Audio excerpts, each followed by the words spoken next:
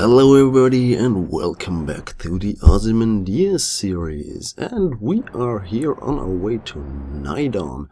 We've already reached our periapse closer to the sun, and we're doing a very interesting burn towards Neidon.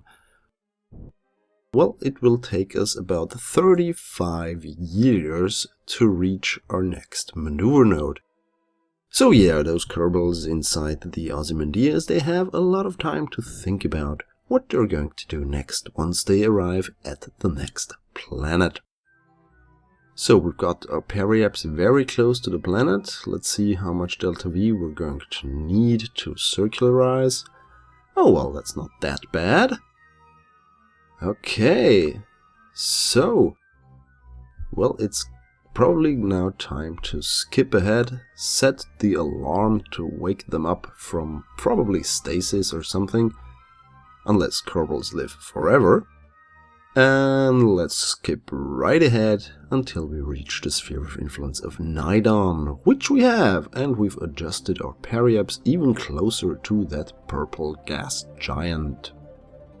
And now it even takes less delta V to get circularized around this planet, which is coincidentally the penultimate planet that we're going to visit. The second one, the final one, of course, being Plock, sort of the analog to Pluto. And this here, Neidon, of course, being the analog to Neptune. And since we're high above Neidon, we're doing some science and skipping ahead a little, because you've seen this perform a lot of times already. And now we're going to close up again and wait for our maneuver node. So look at that, look at how far and tiny the sun was. Okay, so back to flying and back to maneuver noding. So now we are here already in close proximity of Neidon. So we have our new science biome where we can check for new science materials. There we go. Once again, skipping ahead a little bit.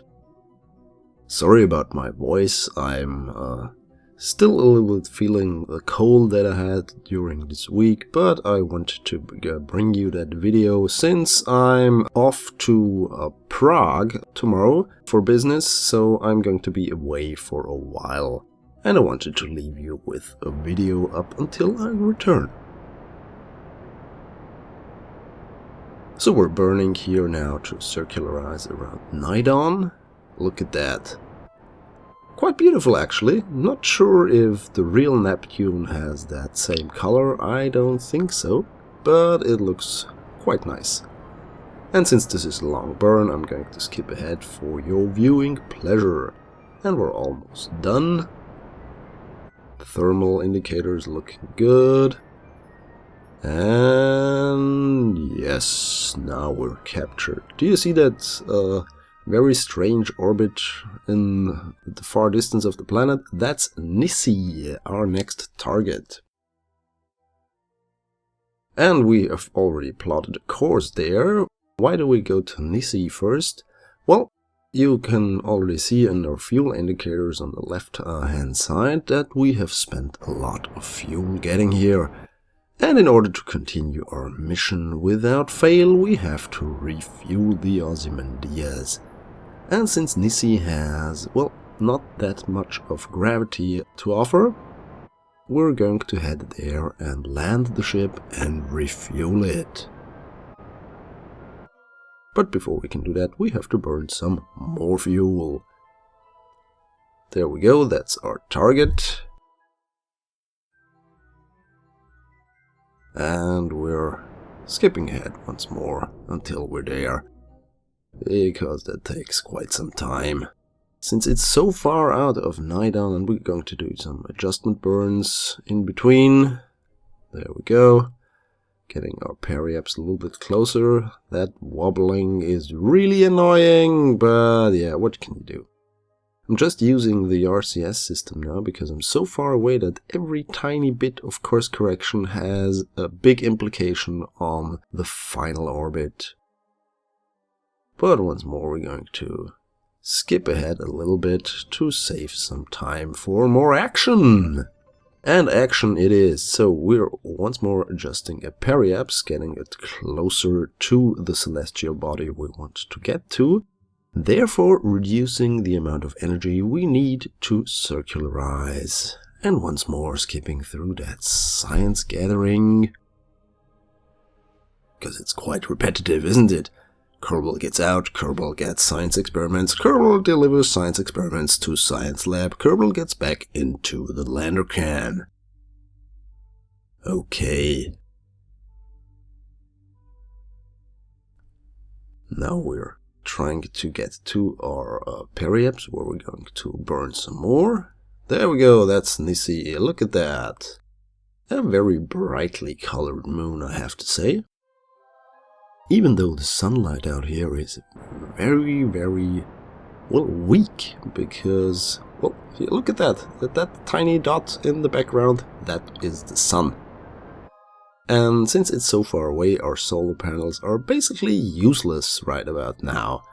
But I'm going to keep them extended anyway, because I like how the ship looks with extended solar panels. Once more we have to adjust our orbit, now since we're captured. There we go. Okay, let's take another look. Looking good. Well, we're in a retrograde orbit, but since we're going to land anyway, and the gravity of Nissi is so low, I don't care much about how good that orbit is right about now. But first we have to see where we want to land, and in order to do that we need our resource scanner. There it goes. Setting up the polar orbit that we need to scan for resources. Minor adjustments over there. Okay.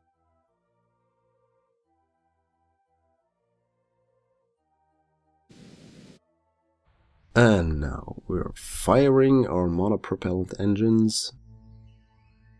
And we're in our polar orbit, but it's not high enough, and that's why we're going to increase our periapse a little bit more. Okay, so skipping ahead and firing once more. There we go, and now we're gonna scan the planet. Well, planet, it's actually just a moon. And here we have our resource indicators, and I'm going to use the cut-off tool so I can see where are the highest concentrations of ore, and that looks quite promising for a landing place for the Ozymandias. Only concern is that I really hope that the terrain allows for a safe landing. But we won't know that until we get there, but it looks quite smooth from orbit, so yeah, I'm not concerned. First we have to initiate our deorbit burn, which we're going to do right about now. Okay, there we go. Firing. And yes, we're closing in on that resource field over there.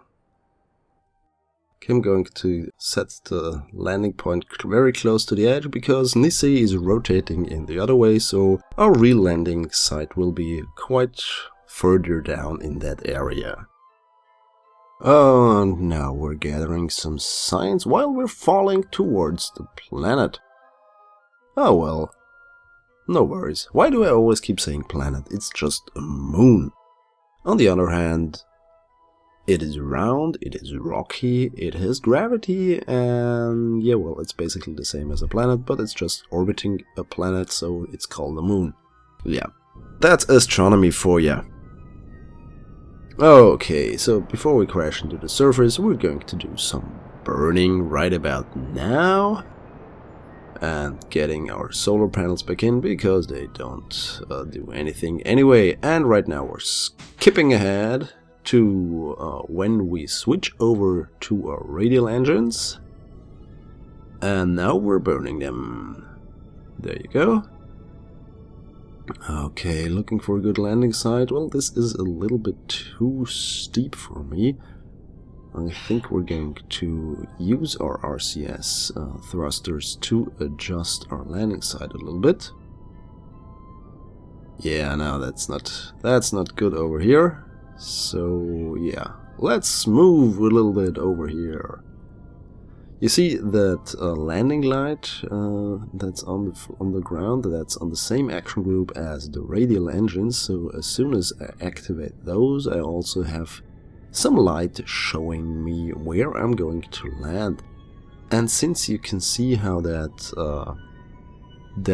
circle morphs depending on how the terrain is, I can also predict a lot better how safe the landing zone really is.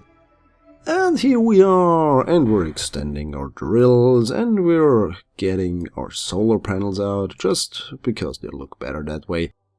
And now it's time to milk that moon for its fine resources. Okay, and while we do that, we of course gather science from the surface of Nissi. Okay, and once we got those, we have to get down to the surface and get our surface sample.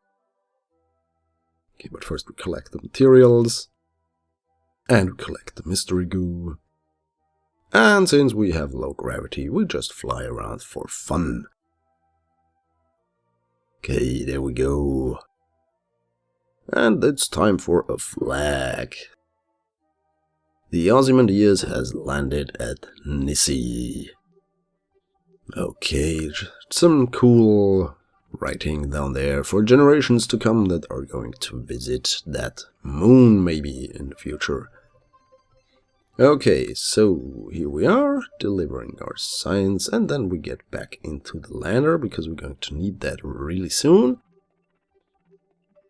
In the meantime, we're going to gather some ore, and I'm going to skip ahead through that, because that's just basically time acceleration anyway.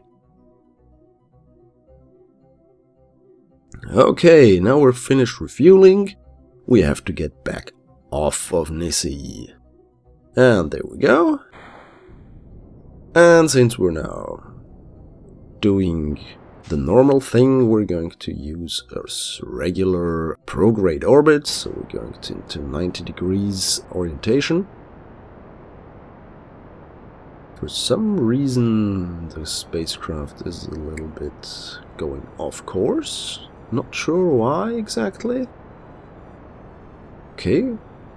It appears that when I'm activating the ISRU unit, then one of the right nuclear engine is cutting out, and I'm drifting to the right side. Not really sure how that is connected, but it's, well, interesting to say the least. But no worries, we get into orbit fine. So we have to adjust it a little bit more. And then, of course, we will have to get our resource scanner probe back. Okay, setting up the maneuver node. Time warping up until we reach it. And once we're there, of course, we're going to fire our nuclear engines. There we go. Boom! Okay, that should be right about it. And now it's time to get back the resource probe, and I'm going to show you just little parts of what I did there. You know, the usual stuff, setting up a maneuver, a rendezvous, then getting close to the target vessel, and then, of course, getting docked with the target vessel. There we go! Bam! Back home on the Ozymandias. And now it's time to leave Nissi and head for Thmo. Thmo is not the distant cousin of Thmo. It is a very peculiar moon that's orbiting Neidon, and peculiar because it orbits Neidon in a retrograde and very inclined orbit. So it's quite hard to reach. Oh, well, a little bit harder than your usual moon actually, but I managed to get, as you can see, a wobbly but nonetheless an encounter. And once we're there, we once again lower our periapse so we can get some more efficient burn out of that. We're almost in a polar orbit, but yeah, I didn't bother to adjust it anyway because that would have taken probably more fuel than actually just having to live with a polar orbit around Thmo. Okay, we're burning our periapse. And while we do that, once again, look at that. See that nuclear engine? Once I activate the ISRU unit, there you go. You see? It cuts out, and when I deactivate it, it gets back firing again. I believe that is a bug, but I have no idea how or why that comes to pass. Very interesting. Okay, we're gonna circularize around our periapse, of course. And while we do that, we gather our science experiments that we've already performed a little bit earlier on.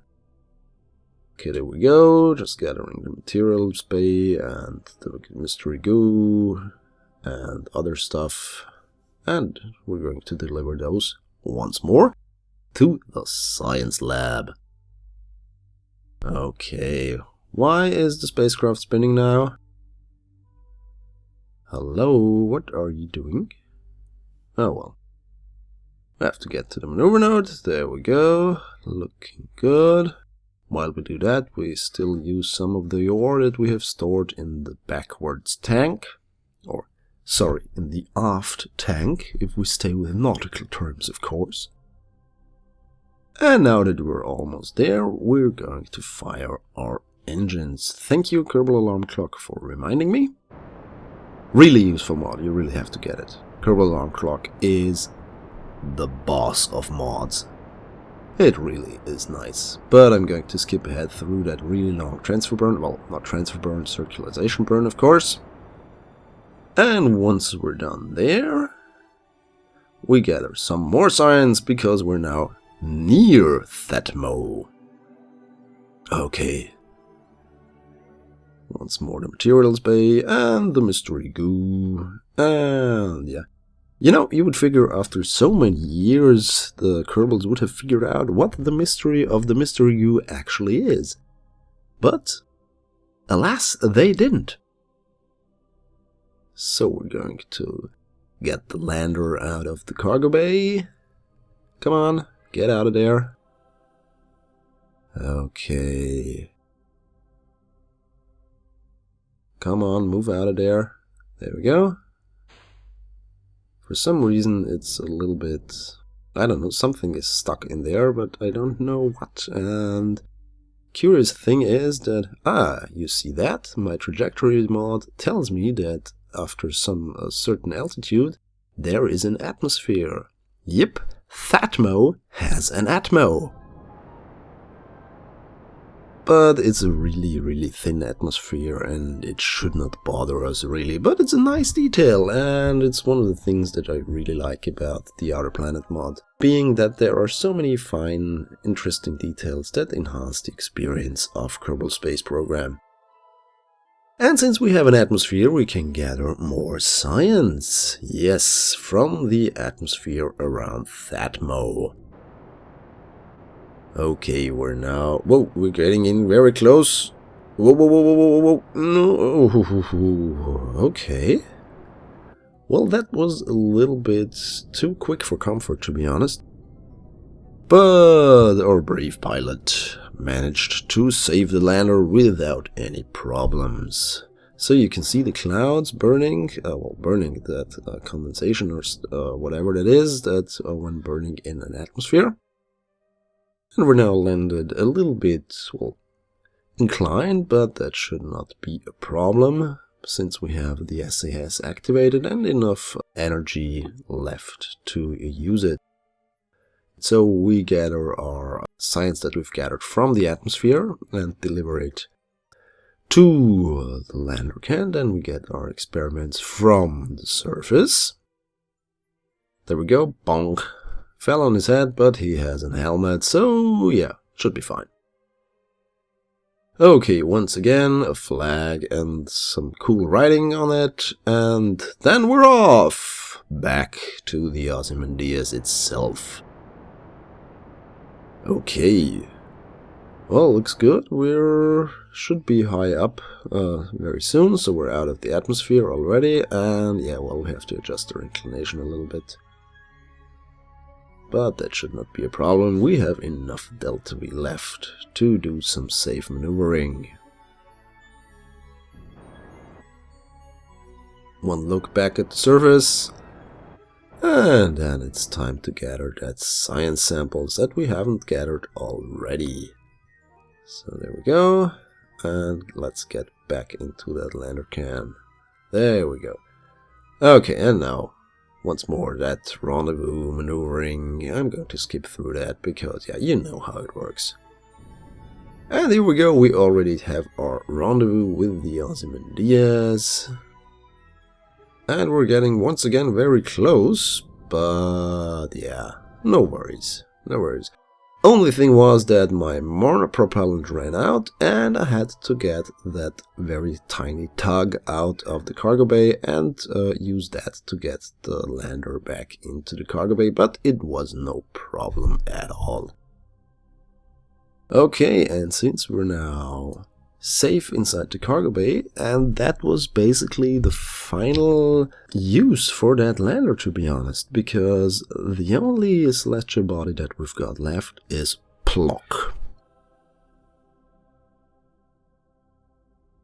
Plock will be explored by the entire Ozymandias, and this is going to be interesting because, yeah, well, Plock, if my Kerbal engineer redux calculations are correct, then a fully loaded Ozymandias is able to land and start from Plock with thrust to weight ratio of something above 1. So it's going to be a little bit challenging, but it should be possible. But first we have to get out of the sphere of influence of Neidon, and this is what we're going to do right now.